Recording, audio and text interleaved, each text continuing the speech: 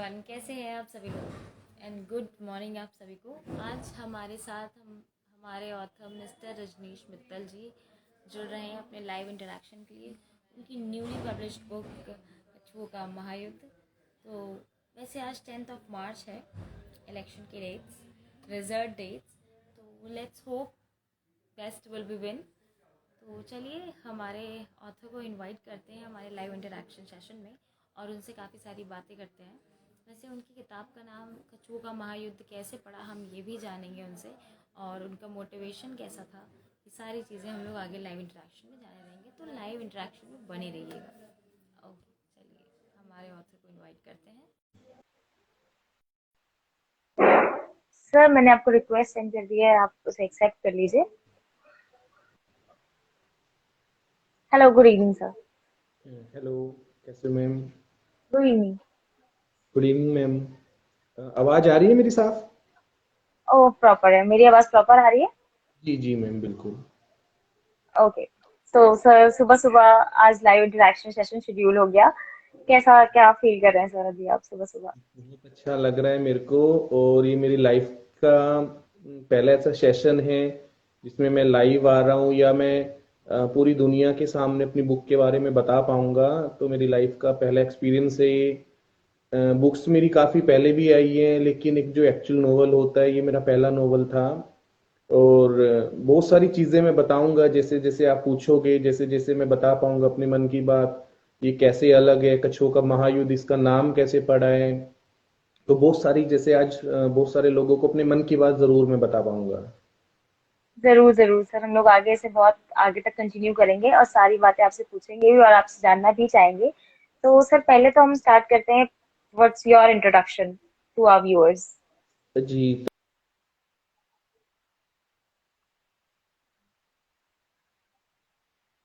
उसका हर लेखक है, बता देना चाहता हूँ, मेरा नाम रजनीश मित्तल है और सोनीपत शहर से मैं बिलोंग करता हूँ।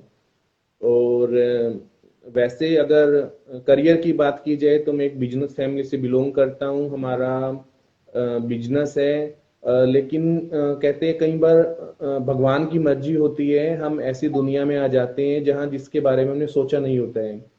तो इस तरह अचानक से ही, शायद कोई इंसिडेंटली या भगवान की मर्जी से, मैं एक लेखक बना हूँ। और मैंने वो चीज लिखी है जो शायद हिंदुस्तान में नहीं लिखी गई, ऐसा मेरा मानना है। क्योंकि जब भी हिंदुस्तान ने लिखा है, वो इस तरह लिखा गया है कि उस पे फिल्म बनाई जा सकती है और नहीं भी बनाई जा सकती है। लेकिन जो मैंने नोवेल लिखा था, वो प्योरली इसलिए ही लिखा था कि हिंदुस्तान के कल्चर को, उसके रंग रूप को, उसकी कहानियों को पूरी दुनिया के सामने लाया जा सके। अगर मैं बात करना चाहूं दुनिया के बारे में, हॉलीवुड की फिल्मों के बारे में, तो अगर आप देखोगे जो भी हॉलीवुड की फिल्म है वो इंस्पायर होती है इंडियन कल्चर से। आप थोर का देखोगे, हल्क को देखोगे, हनुमान जी से इंस्पायर है। उनके जो उनका हथौड़ा है वो हनुमान जी से के गदा से इंस्पायर है। सुपरमैन को देखोगे, वो हनुमान जी से इंस्पायर है। आप जो भी उनका कोई करेक्टर उठा के देख लो। तो जो मेरी फीलिंग थी कि मैं दुनिया के सामने अपने हिंदुस्तान के हर कल्चर को, उसकी कहानियों को लेकर आऊं। तो सबसे बड़ा जो मेरे मन में विचार था इस बुक को लाने का दुनिया के सामने, तो ये था मैं पूरी दुनिया को, पूरी हॉलीवुड को हिंदुस्तान लेके आऊं। हम सोचते हैं मैं हॉलीवुड चला जाऊंगा, मैं बॉम्बे चला जाऊंगा, हालांकि मैं बॉम्बे गया भी हूं इस बुक के लिए। लेकिन मेरा मानना है मैं पूरे हॉलीवुड को ही हिंदुस्तान लेके आऊं। तो जब दर्शक मेरे इस उपन्यास को पढ़ेंगे, कछुओं को महायुद्ध को पढ़ेंगे, तो उनको लगेगा कि हॉलीवुड में इसमें कहानी बननी ही चाहिए। तो आगे बहुत सारी चीजें पता लगेंगी, बना क्या है इसमें, इसकी कहानी किस तरह की है, और कछुओं का महायुद्ध है क्या। ओके। तो सर, आपने जैसा बताया कि आपने ये कहानी इसलिए लिखी कि आप हॉलीवुड को इंडिया लाना चाहते हैं। जी मतलब आप चाहते हैं कि हॉलीवुड हमारे भारत को देख के जो चीजें करता है वो हमारे भारत में ही हो। राइट। जी बिल्कुल। तो सर, ये सारी थॉट्स और ये सारी चीजों का एक्सपीरियंस और ये सारे थॉट्स कैसे आए आपके माइंड में? मतलब क्या आपका पहला थॉट था कि हम इसके जी बारे, फिर आप उसके आगे उसके बारे में सोचते गए? जी, तो ये मैं बताऊं, ये बहुत बहुत लंबी एक जर्नी रही मेरी जिंदगी में। बहुत छोटी एज से भगवान शिव से बहुत प्यार करने का मुझे मौका मिला। मैं बहुत मानता हूं कि मेरे जीवन में जो कुछ हुआ है सिर्फ उन्होंने ही किया है। तो अगर कोई कोई पाठक है हमारे हिंदुस्तान का, अगर पढ़ना चाहे, तो ये लव स्टोरी भी है। कछुओं का महायुद्ध सिर्फ एक फिक्शन नहीं है, ये लव स्टोरी है मेरी और एक किरण नाम की लड़की की, जिसे एक्चुअली मैं अपनी लाइफ में मिला था। तो ये मेरी लाइफ की स्टोरी है, ये मेरी अपनी स्टोरी है। इसमें मेरे मम्मी पापा का नाम है। ये भगवान विष्णु पे आधारित है। हिंदू धर्म में अगर देखा जाए, भगवान विष्णु के 7वें अवतार को कच्छप अवतार बोलते हैं, और ये पूरी उसी से इंस्पायर है। तो कछुए के महायुद्ध को सिर्फ एक फिक्शन के तौर पे ना देखा जाए, ये भगवान विष्णु से रिलेट करती है, भगवान शिव से रिलेट करती है, बच्चों में अच्छे संस्कार से रिलेट करती है, कि अगर कोई पाठक इसको पढ़ेगा तो उसको हर चीज पढ़ने को मिलेगी। तो 20 साल की एज में जब मैंने 12 ज्योतिर्लिंगों की यात्रा करी, तो वहां मुझे अपनी जिंदगी के बारे में इतनी सारी चीजें पता लगी, कि मैं कौन हूं, मेरे ऊपर क्या शक्तियां क्या काम करती हैं, आदमखोर बिल्लियां क्या हैं, सांप हमेशा क्यों रहते हैं मेरे आसपास, या बिल्लियां मुझे क्यों दिखाई देती हैं। वो सब चीजों से इंस्पायर होके कछुओं का महायुद्ध लिखा गया। तो ये बहुत बड़ी जर्नी है, इसकी बहुत स्टोरी में बहुत छोटे से शब्दों में अगर मैं अपने पाठकों को, आपको, पूरी दुनिया को मैं बताना चाहूं, तो इसकी कहानी है कि हिमालय के बीच में बहुत पुराने टाइम से कछुए रहते हैं, जो वहां रहकर अमृत की रक्षा कर रहे हैं। और जब इंसान उसको चुराने आते हैं तो वो उनको बहुत मारते हैं। ये बेस है कहानी का। तो सोच के देखो, ये कितने बड़े लेवल की कहानी है। हॉलीवुड में जिस तरह फिल्में बनाई जाती हैं, या इस तरह की सोच, इतनी बड़ी कल्पना, हिंदुस्तान में जितने नोवेल लिखे जाते हैं, तो वो लिखे जाते कहीं ना कहीं इंस्पायर, हर चीज लिखी जाती है कहीं इंस्पिरेशन से। लेकिन जो सोच होती है, हैरी पॉटर जब लिखी गई है, 7 किताबें लिखी गई, लेकिन 8वां पार्ट लिखना ही किसी के लिए बहुत मुश्किल है। क्योंकि जो विचार एक लेखक के मन में जब आता है, वो पूरी दुनिया में दूसरे के मन में आ ही नहीं सकता। तो कछुओं का महायुद्ध जो मैंने लिखा है वो 5 पार्ट में है।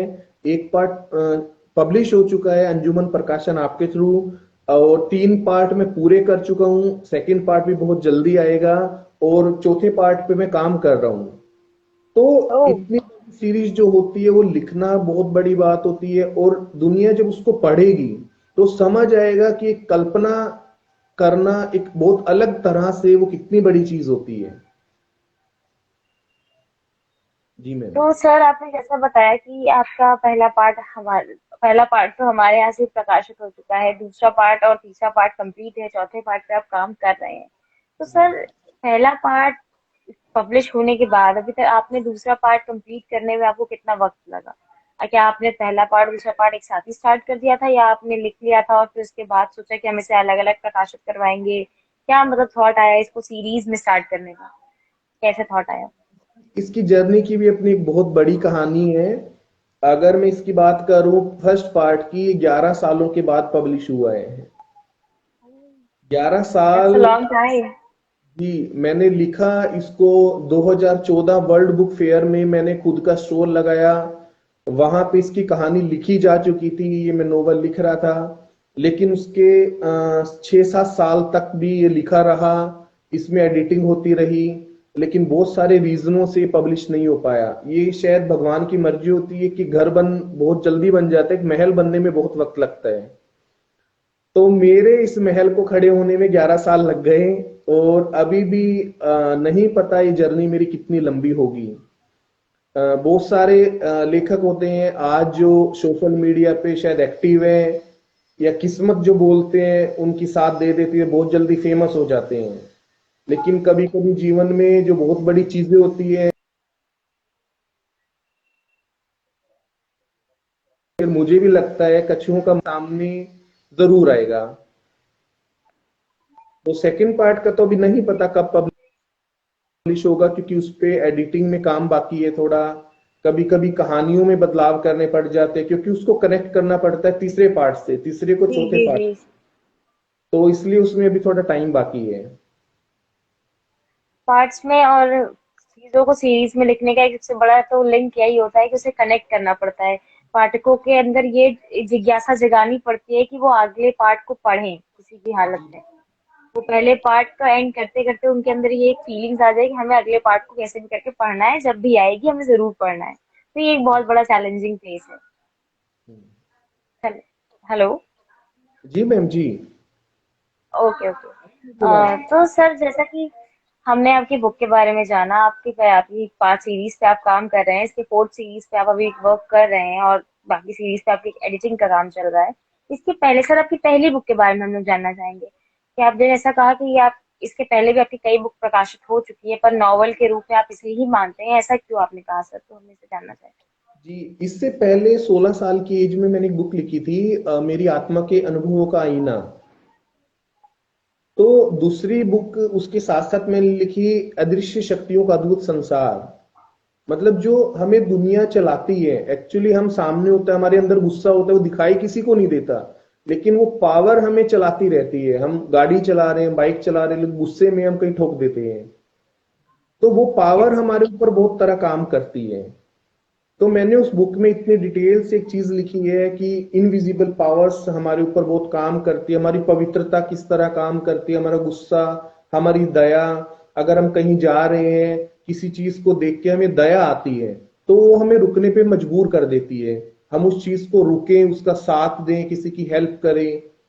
तो बहुत बचपन से ये सब चीजें मेरे मन में थी। तो ये 2 किताबें मैंने लिखी, ये पब्लिश की। लेकिन फिर वही किस्मत की बात है, किसी ना किसी रीजन से एक ऐसे मंच पे नहीं आ पाई जहां इसको होना चाहिए, इन चीजों को। जिस तरह कछुओं का महायुद्ध एक बहुत बड़े अंजुमन प्रकाशन जैसे मंच पे आया और ये दुनिया के सामने है, लेकिन वो किताबें नहीं आ पाई। जबकि एक लेखक के लिए बहुत मुश्किल होता है वर्ल्ड बुक फेयर में खुद का स्टॉल लगाना, पूरी दुनिया के सामने आके खड़े होना, उनका जवाब देना। लेकिन मैंने अपने जीवन में कोशिश की है। लेकिन वैसा वो अचीवमेंट अभी तक शायद मैं नहीं पा पाया हूँ जो मुझे पा लेना चाहिए था इस एज में। तो जर्नी है, अभी देखो कितनी लंबी होगी और कहाँ तक मैं पहुंचता हूँ, ये तो भगवान ही जानता है। बहुत आगे तक जाएंगे सर, आप इस जर्नी में बहुत आगे तक जाएंगे, ऐसा हमें होप है। तो सर, जैसे कि आपने हमें अपने फ्यूचर प्रोजेक्ट्स के बारे में थोड़ा सा डिस्क्रिप्शन बताया है, और अभी आप बुक लिखने के अलावा क्या काम करते हैं सर? आपका क्या लॉजिकल प्रोफेशन यही है, या अभी किसी और ये बहुत प्रोफेशन में भी आप काम कर रहे हैं? अच्छा सवाल किया आपने। अगर कछुओं का महायुद्ध कोई पढ़ता है तो मैं उसको बता देना चाहता हूँ, मेरे मन में था, ये शायद मेरे दिमाग से अभी निकल गया था, आपने पूछा तो मुझे ध्यान आ गया। ओके। दुनिया में बहुत बड़ी बड़ी चीजें बनी हैं, अक्षरधाम बने हैं, गोल्डन टेम्पल बना है। दुनिया में जब कोई इतनी बड़ी चीज बनती है तो उस इंसान को हमेशा याद रखा जाता है। तो कछुओं के महायुद्ध की शुरुआत भी एक मंदिर से ही हुई है। और अगर दुनिया देखती है कि अक्षरधाम किस तरह बना है, किसी को नहीं पता। वो बन के सामने तो आ गया, लेकिन उसकी शुरुआत कहाँ से हुई, जो स्वामी नारायण जी हैं उन्होंने किस तरह की जिंदगी दी, वो किसी को नहीं पता। लेकिन लेकिन कछुओं का महायुद्ध लिखने के पीछे मकसद क्या है वो मैं बताता हूँ। मैं अपनी मम्मी से बहुत प्यार करता हूँ, उनका नाम किरण है, और जिस लड़की से मैं प्यार करता था उसका भी नाम किरण था। तो ये 2 नाम मेरी जिंदगी में बहुत मैटर करते हैं। भगवान शिव से मैं प्यार करता हूं बहुत ज्यादा। तो इन 3 नामों से मिलके राज किरणेश्वर महालिंगम बना, जो मेरी जिंदगी का मकसद है कि हरियाणा में एक ऐसा मंदिर बनना चाहिए जो पूरी दुनिया में कहीं भी नहीं हो सकता है। क्योंकि आप देखोगे, अगर हिंदुस्तान की बात करोगे, हिंदुस्तान के हर स्टेट में कुछ ना कुछ आपको देखने को मिलेगा। लेकिन हरियाणा के टूरिज्म पे अगर आप बात करोगे, हरियाणा के टूरिज्म में कभी कोई चीज नहीं बनी है जो साल भर तक लोगों के लिए खुली है। या कोई भी चीज जहां अगर आप छुट्टियां बिताने का मन किया, आपके मन में आएगा दिल्ली घूम लेते हैं, साउथ इंडिया चले जाते हैं, आप पहाड़ों में चले जाओगे, आप दुबई जाओगे, न्यूयॉर्क सिटी जाओगे, फ्रांस जाओगे, पेरिस जाओगे, रोम जाओगे। लेकिन हरियाणा में क्या होता है कि चलो मामा के घर जाते हैं। ये बात ओके। हमेशा मन में खलती रही है। और मैं सीएम तक से, हमारे हरियाणा के सीएम मनोहर लाल खट्टर जी हैं, उन तक से बात बोल चुका हूं कि मेरी जिंदगी का मकसद यही है, मैं राज की मिशन महालिंगम भगवान शिव का मंदिर में बनाऊं। तो दुनिया देखेगी कि एक 800 करोड़ रुपए चाहे 1000 करोड़ रुपए, कितने करोड़ रुपए का मंदिर हो, मैटर नहीं करता, लेकिन उस मंदिर को बनाने की शुरुआत कैसे होती है देखें। कि जिस तरह मैंने अपनी बुक के लिए संघर्ष किया है और आज मैं यहां तक पहुंचा हूं, तो मंदिर किस तरह शुरुआत होती है, उसके पीछे मेहनत कितनी होती है, किसी इंसान का स्ट्रगल कितना है। तो राज किरणेश्वर महालिंगम के बनने के पीछे का स्ट्रगल ये है जो आप लोगों के मैं सामने हूं। मेरी बुक से जो मैं पैसा कमाऊंगा या जब इस पे फिल्म बनेगी, तो सिर्फ मेरा मकसद है मैं अपने जीवन में कुछ करके मरूं। मैं ये नहीं चाहता मैं शादी करूं, बच्चे हों और मैं जिंदगी खत्म कर दूं। मेरी जिंदगी का मकसद है कि जब मैं मरूं तो मेरे पीछे दुनिया याद करे कि रजनीश मित्तल एक इंसान था जिसने राज किरणेश्वर महालिंगम बनाया। तो इस बुक का मकसद भी ये है और मेरी जिंदगी का भी मकसद यही है। सर ऐसा जरूर होगा, हमें होप है कि ऐसा जरूर होगा। जी तो और सर, तो हम ये जानना चाहेंगे अब आपसे कि आपकी पहला पार्ट जो कछुओं का महायुद्ध का पहला पार्ट है, उसका रिस्पॉन्स कैसा आ रहा है आपको व्यूअर्स की तरफ से और रीडर्स की तरफ से? देखो, आप कोई भी उस रिस्पॉन्स को देके कितना ओवरवेलमिंग है? सोशल मीडिया का जमाना है, लेकिन कहीं ना कहीं शायद मैं पीछे हूं, या अभी तक मैं वो मार्केटिंग नहीं कर पाया जो इसको रिस्पॉन्स आना चाहिए। क्योंकि मैंने पिछले 17-18 सालों में जितनी किताबें पढ़ी हैं, शायद कोई पीएचडी करने वाला भी इतनी किताबें नहीं पढ़ता। और कोई कह देता है मैंने इतनी किताबें पढ़ ली, मैंने पीएचडी कर ली, और एक किसी टॉपिक पे वो पीएचडी करके थीसिस लिख के बुक लिख के वो डॉक्टर की उपाधि ले लेता है। लेकिन एक राइटर के बारे में सोचो, वो कितनी बड़ी चीज लिखता है। फर्क इतना होता है, उनके पास एक पीएचडी की डिग्री हो जाती है, राइटर के पास कुछ नहीं है। राइटर आज स्ट्रगल कहीं ना कहीं कर रहा है, लेकिन देखते हैं कि क्या होगा। रिस्पॉन्स अच्छा है, जिस इंसान ने पढ़ी है वो जरूर ये बात बोलता है कि अच्छी लिखी गई है। उसके कवर पे बहुत अच्छा है, उसकी थीम बहुत अच्छी है कि हिंदुस्तान में ये चीज कभी नहीं लिखी गई है। हम हिंदुस्तान के चाहे किसी लेखक की मैं बात कर लूं, मैंने बहुत बड़े बड़े लेखकों की बात की है, फेमस लेखकों को पढ़ा है, मुंशी प्रेमचंद को पढ़ा है, या जिस भी बड़े लेखक की मैं बात करता हूं जिसका नाम जुबान पे आता है, मैंने तकरीबन 800 से ज्यादा किताबें, 1000 से ज्यादा किताबें पढ़ी हैं अपनी लाइफ में। मैं 500 पेजों की बुक को शायद 5-6 दिन में पढ़ लेता हूं। तो मैंने उन सब को पढ़ने के बाद जो एनालाइज किया है कि कहीं ना कहीं मैंने इतना अलग टॉपिक लिखा है, इतनी अच्छी चीज लिखी है, जिसको पढ़ना चाहिए, जिससे बच्चों में संस्कार आए। मैं हिंदुओं की बात करता हूं, हिंदू धर्म में आज लोग अपने हिंदू धर्म के बारे में भूल चुके हैं। 12 ज्योतिर्लिंग कहाँ हैं, वो स्थापित क्यों हुए, उनका महत्व क्या है, उनकी यात्रा करने का महत्व क्या है। और तो और कई ऐसे बड़े लेखकों की मैं बात करता हूँ, 70 जिनकी एज, शिव परिवार की बात करते हैं तो उनको ये नहीं पता शिव परिवार में जो 6 मुख का एक प्रतिमा स्थापित है वो कौन है। वो उनको ब्रह्मा जी मान लेते हैं, जबकि शिव परिवार में ब्रह्मा का मतलब ही नहीं है मौजूद होने का। वहां पे वो भगवान कार्तिकेय हैं, भगवान शिव के बेटे हैं। तो ये सब मेरे मन में बातें चल रही थी जब मैं इस बुक को लिख रहा था, कि मैं पूरी दुनिया को नहीं इसका मतलब बताऊं कि भगवान शिव का महत्व हिंदू धर्म में कितना, और धर्म को जानना हमारे लिए जरूरी क्यों है। अगर धर्म नहीं है तो हमारा अस्तित्व ही नहीं होता, ऐसा मेरा मानना है। तो ये सब चीजें मैंने लिखी।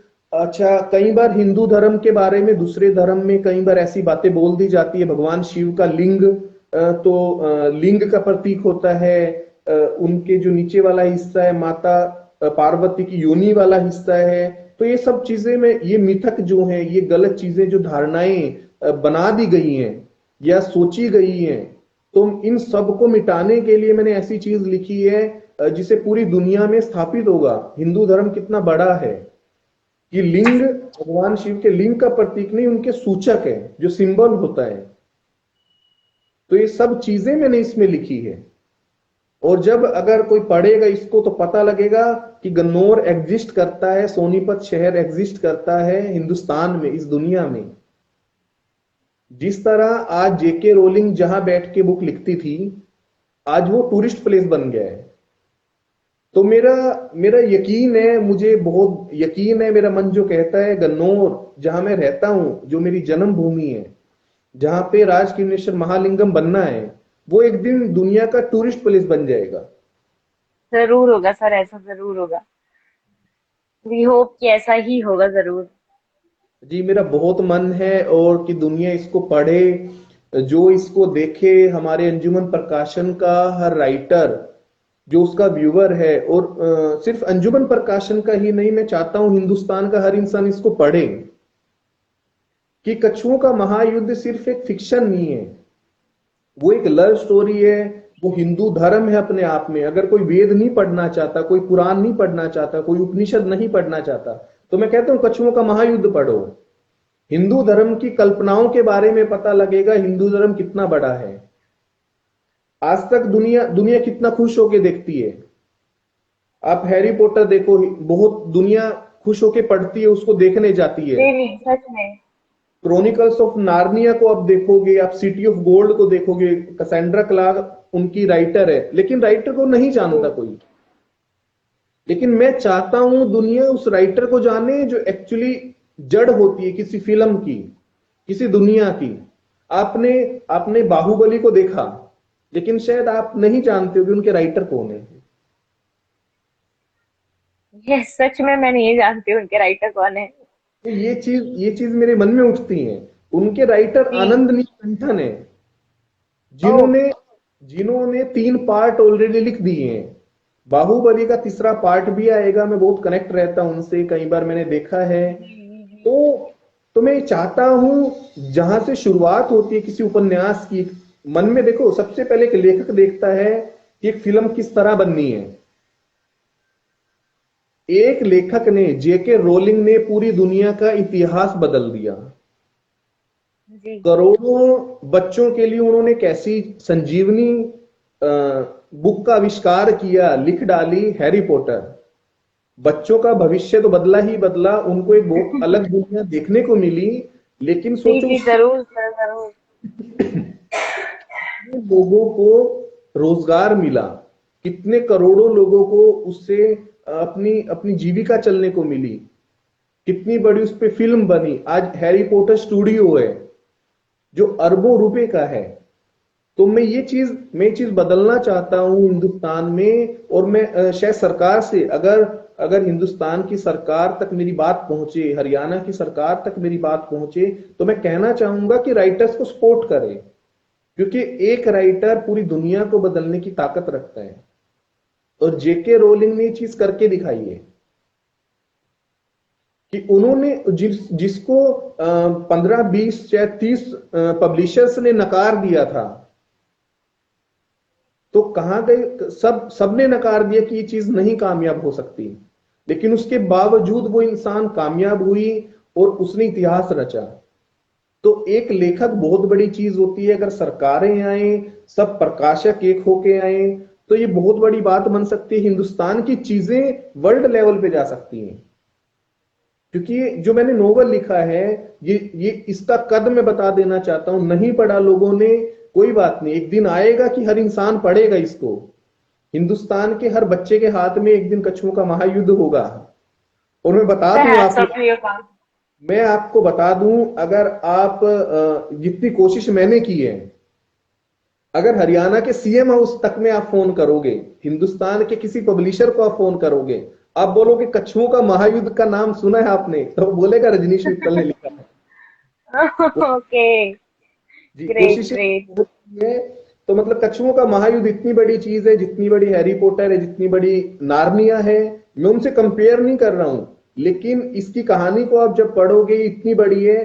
तो कछुओं के महायुद्ध का कछुआ इतना बड़ा है, जब वो अमृत पी लेता है अगर उसके सामने डायनासोर आता है, वो उसको लात मार के उड़ा देता है।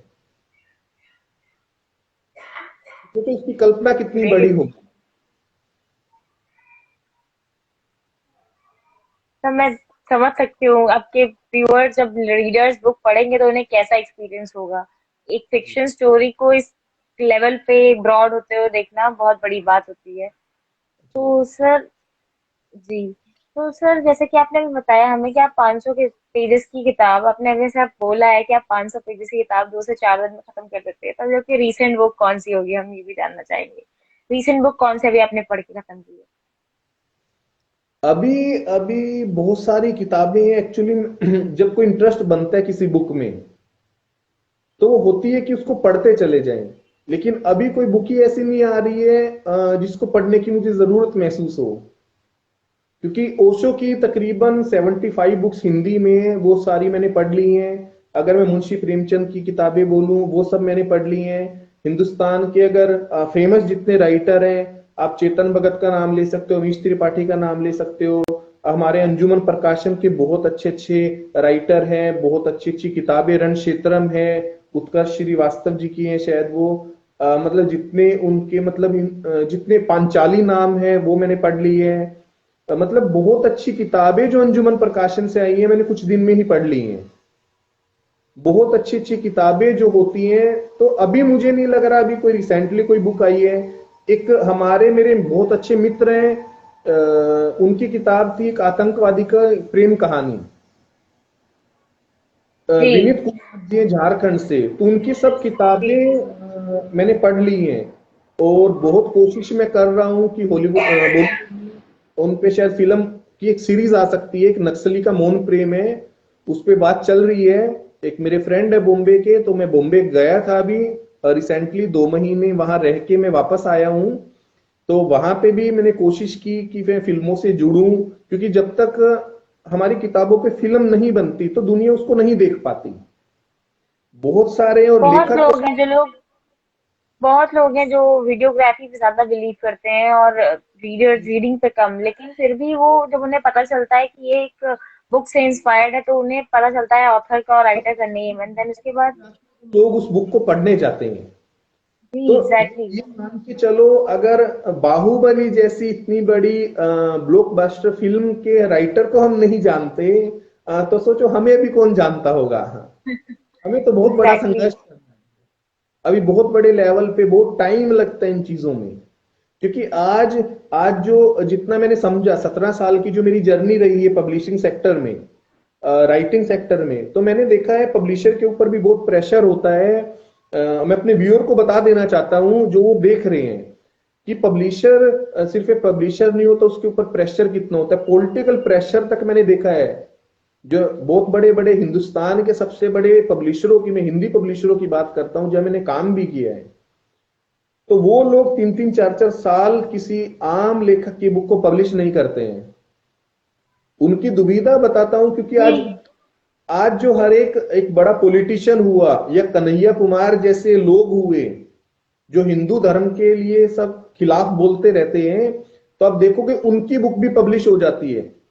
लोग तुरंत उनके ऊपर एक बुक लिख देते हैं और वो हिट हो जाती है, क्योंकि उनके पास राजनीतिक शक्तियां होती है जो एक पब्लिशर के ऊपर प्रेशर डलवाते हॉट हैं। टॉपिक्स, जिसे हम लोग हॉट टॉपिक्स कहते हैं, और हॉट टॉपिक्स के चीजें वायरल होने में जो टाइम लगता है सर, आजकल जी। सोशल मीडिया भी यही चीज कहता है। लेकिन जब एक अच्छी चीज लिखी जाती है ना, उसको वायरल होने में, उसको प्रसिद्धि पाने में, उसको कामयाब होने में बहुत बहुत मुश्किलों का सामना करना पड़ता है। क्योंकि गलत रास्ते पे दुनिया में जब जाता है, कोई किसी को थप्पड़ मार देता है, कोई तिरंगा उल्टा करके अगर मैं छत पे लटका दूं, मैं रातों रात फेमस हो जाऊंगा। जी लेकिन जरूर। लेकिन एक अच्छे वे में जब मैं चाहता हूं मैं दुनिया को कुछ अच्छा करके दिखाऊं, तो मैं गलत रास्ते पे कभी जाना ही नहीं चाहता। फेमस होने के लिए बहुत सारी चीजें होती हैं। आप किसी मोदी के खिलाफ बोल दो, आप पॉलिटिकल पार्टी के खिलाफ बोल दो, आप महिलाओं के खिलाफ बोल दो, वो आदमी चुटकियों में फेमस हो जाएगा। लेकिन जब कोई अच्छी चीज लिखी जाती है, कोई अच्छा काम करने चलता है, तो उसको फेमस होने में बड़ा टाइम लगता है। तो शायद वही टाइम मेरे कछुओं के महायुद्ध को लग रहा है थोड़ा। लेकिन मेरा ओके, मानना है वो जल्दी हो जाऊंगा। जरूर हो जाएंगे सर, जरूर हो जाएंगे। कॉन्फिडेंस और एक मोटिवेशन पावर होती है, वो जरूर वर्क करेगी। तो सर जैसे कि अभी आपने पॉलिटिक्स की बात कर रही है, और हमारे आज 10th of March है, हमारे इलेक्शन रिजल्ट्स आने वाले हैं, तो आके आपने वोट दिया है? जी हाँ, एक्चुअली मैं हरियाणा से बिलोंग करता हूँ, तो अभी हरियाणा के इलेक्शनों में टाइम है। ओह, जी। Okay okay okay.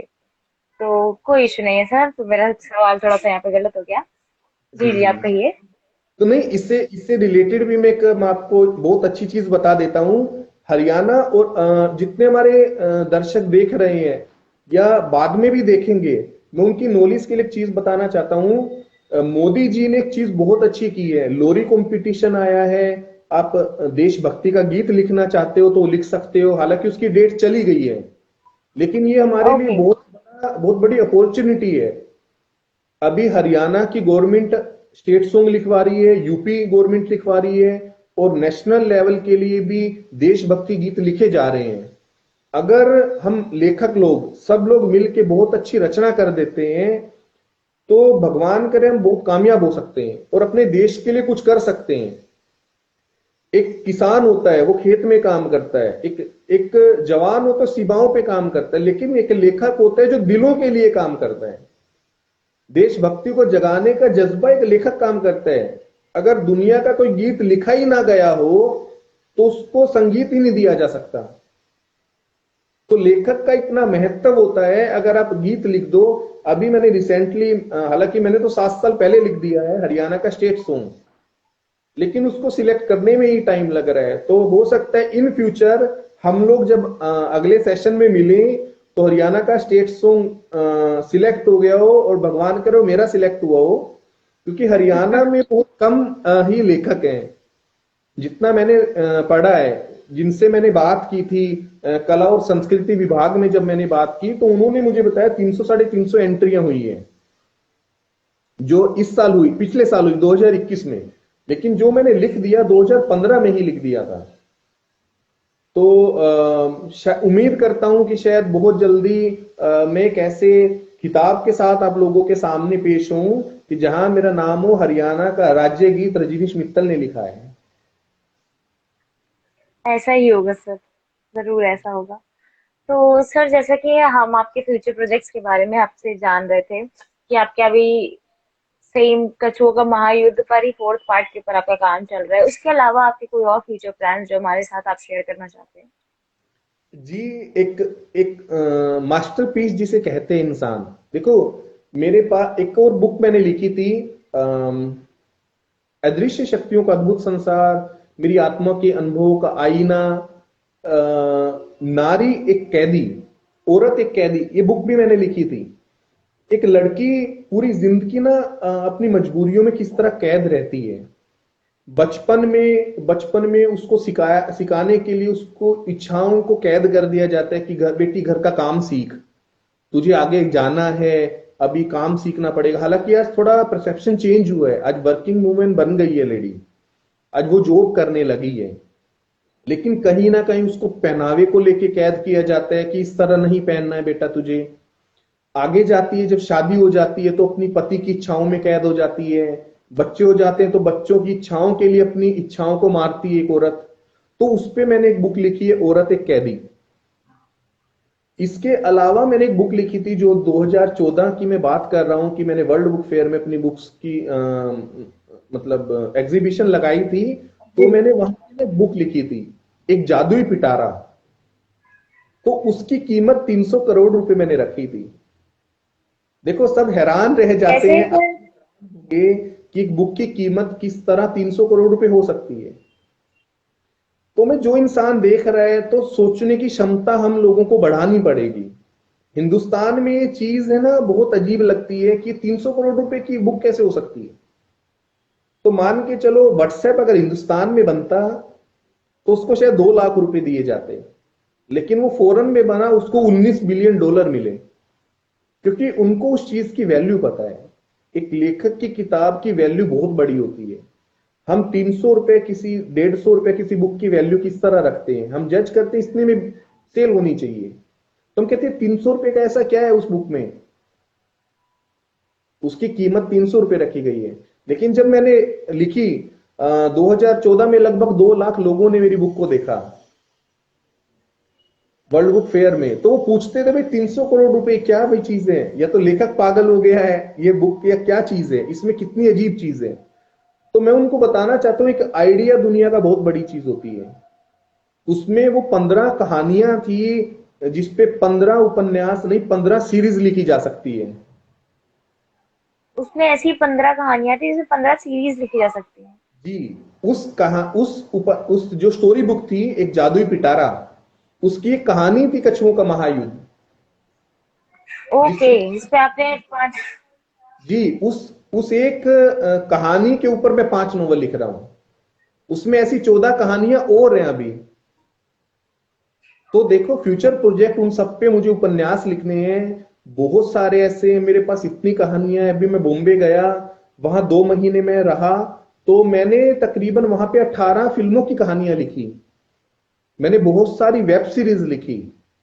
और वहां पे जो मैंने गंदगी देखी बॉम्बे में, मैं आपको बताऊं कितना बड़ा ड्रग्स चलता है वहां पे, किस कैसी दुनिया है वहां की, कितनी गंदी दुनिया है, और स्टारडम के पीछे कितनी गलत दुनिया होती है, उसके ऊपर मैं एक बुक मतलब कहानी मैंने लिख दी है, the black pages of stardom, stardom के काले पन्ने।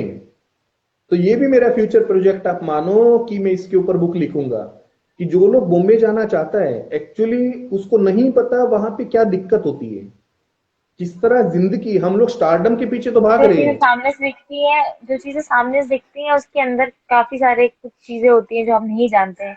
हमें उन चीजों को जान के ही आगे स्टेप बढ़ाना चाहिए। तो मैं वही चीज दुनिया को बताना चाहता हूं, हम स्टारडम के पीछे तो भाग रहे हैं, लेकिन उसके साइड इफेक्ट क्या है वो लोग नहीं जानते। अगर आप फेमस हो जाते हो, जिंदगी में रोटी खाना बहुत शांति से बहुत अच्छी बात होती है, लेकिन स्टार जब बन जाते हैं इंसान, वो उसकी जिंदगी नहीं रह जाती, वो पब्लिक बन जाती है। जब वो चलता है ना तो उसको खाने तक की मजबूरियां बन जाती, वो चीज मैंने वहां देखी। तो ये भी मेरा फ्यूचर प्रोजेक्ट है, मैं बहुत अच्छी एक बुक इस पे भी लिखूंगा, the black pages of stardom. और कछुओं का महायुद्ध चल रहा है, लेकिन इसके अलावा मैं बहुत सारी फिल्मों के लिए भी लिखूंगा, मैं वेब सीरीज लिखूंगा। अभी मैंने बल्कि एक सबमिट कराई थी शाकुंतलम फिल्म से, तो बहुत अच्छे उसमें उन्होंने प्रोजेक्ट दिए हैं, टीवी पे, जी पे, सोनी पे उसके काफी सारे प्रोग्राम्स आते हैं। तो उनसे जब मेरी बात हुई, मैंने उनके लिए एक वेब सीरीज लिखी थी, बूढ़ी घोड़ी लाल लगाम। हालांकि पता नहीं वो अभी वो सिलेक्ट होगी या नहीं होगी, वो अभी मतलब बात चल रही है वहां पे। प्रोसेसिंग में है। लेकिन जी, लेकिन मैं उन पे भी काम कर रहा हूँ वेब सीरीज पे, जिनके मैं 20-20 से 30 एपिसोड तक लिखता हूँ। और लेकिन सबसे जो मैं अपनी जिंदगी का मैं मास्टरपीस जो मैं बताना चाहता हूँ, और जिसपे मैं ऑलरेडी काम करना शुरू कर चुका हूँ, वो मेरी बुक है जो मैं लिख रहा हूं। मैं कभी जिंदगी में ना मैंने पैसे के लिए काम नहीं किया, तो वो बुक भी मैं पैसे के लिए नहीं लिख रहा हूं, लेकिन मैं नोबेल प्राइज के लिए लिख रहा हूं। मेरे पिता मेरी जिंदगी बदल सकते थे, my father could change my life. अगर मेरी जिंदगी का मास्टरपीस होगा तो ये होगा। हालांकि कछुओं का महायुद्ध एक बहुत बड़ी सीरीज है, जिसपे मैं चाहता हूं हॉलीवुड में फिल्म बन जाए, लेकिन लेकिन एक लेखक के तौर पे अगर मेरे को दुनिया याद करे, तो मैं चाहूंगा इस किताब को दुनिया का हर इंसान पढ़े, कि मेरे पिता मेरी जिंदगी बदल सकते थे।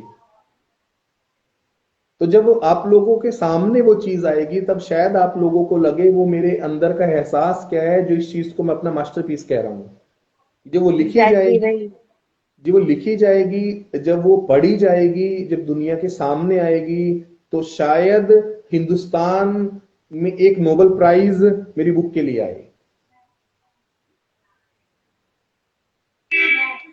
ओके सर, तो हम बहुत बहुत होप करते हैं कि ये सारी चीजें, जैसा कि आप अपने फ्यूचर प्लान्स को लेके चल रहे हैं, ये सारी चीजें आपकी सब सफल हो जाएंगी। और आपके जितने भी फ्यूचर प्रोजेक्ट्स हैं, आशा करते हैं कि वो अंजुमन प्रकाशन से ही दोबारा प्रकाशित होंगे। और thank you so much sir, हमारे व्यूअर्स से इतनी और हमसे इतनी बातें करने के लिए। आप हमारे व्यूअर्स से और कुछ कहना चाहेंगे, और अंजुमन प्रकाशन से आप और कुछ कहना चाहेंगे, तो प्लीज कंटिन्यू एंड यही, देन। जो इंसान मुझे देखे, अभी देख रहा है या बाद में देखे, कि जिंदगी में सपने इतने बड़े देखो कि आप उनको पूरा ना कर पाओ। ताकि हिम्मत ना हारो कभी। अगर मान लो आपने भगवान को पा लिया, उसके बाद क्या? आप जितने गुरुओं को देखते हो, जितने आज किसी भी धर्म के गुरु हैं जो बात बताते हैं, आप अच्छे कर्म करो, आप ये करो, आप वो करो, तो आप भगवान को पा लोगे। मैं पूछता हूं, अगर मान लिया जाए मैंने भगवान को पा लिया, अब करने को कुछ रह ही नहीं जाएगा। जी सही बात है। तो मैं दुनिया को कहना चाहूंगा, जिंदगी में बड़े बनने का ख्वाब जरूर देखो, लेकिन अपनी छोटी छोटी खुशियां बर्बाद मत करो। क्योंकि एक उम्र बीत जाने के बाद आप लोगों को लगेगा हमने कुछ भी नहीं पाया, और जब वो चीज मिलेगी तो वो बेहतरहीन हो जाएगी हमारे लिए। तो मैं कहता हूँ सपने जरूर देखो, लेकिन अपनी जिंदगी को खराब करने के बाद उस सपनों का मूल्य नहीं रहता। तो उसके लिए अपनी जिंदगी सेक्रीफाइस ना करे कोई। बस मैं इतना ही कहना चाहूंगा, और ये कहना चाहूंगा आपसे बात करके मुझे बहुत अच्छा लगा। अपनी मन की जो बातें हैं, हालांकि बहुत सारी बातें हैं, लेकिन वो पॉलिटिकल चली जाती हैं कहीं ना कहीं, या दर्शन की दुनिया में चली जाती हैं। ये शायद एक सही मंच नहीं होगा उन बातों को कहने के लिए, क्योंकि यहाँ एक लेखक एक प्रकाशक से बात कर रहा है। तो बस मैं इतना ही कहना चाहूंगा, और आपके लिए बहुत बहुत धन्यवाद कि आपने आज ये लाइव सेशन रखा और मैं अपनी मन की बात कह पाया, अपने कछुओं के महायुद्ध के बारे में बता पाया। Thank you ma'am. Thank you so much sir, हमें भी आपसे बात करके बहुत अच्छा लगा और हम आशा करते हैं कि आपके सारे फ्यूचर प्रोजेक्ट्स के जैसे आपकी प्लानिंग है वैसे ही सक्सेसफुल रहे। और thank you so much for joining us. Ji.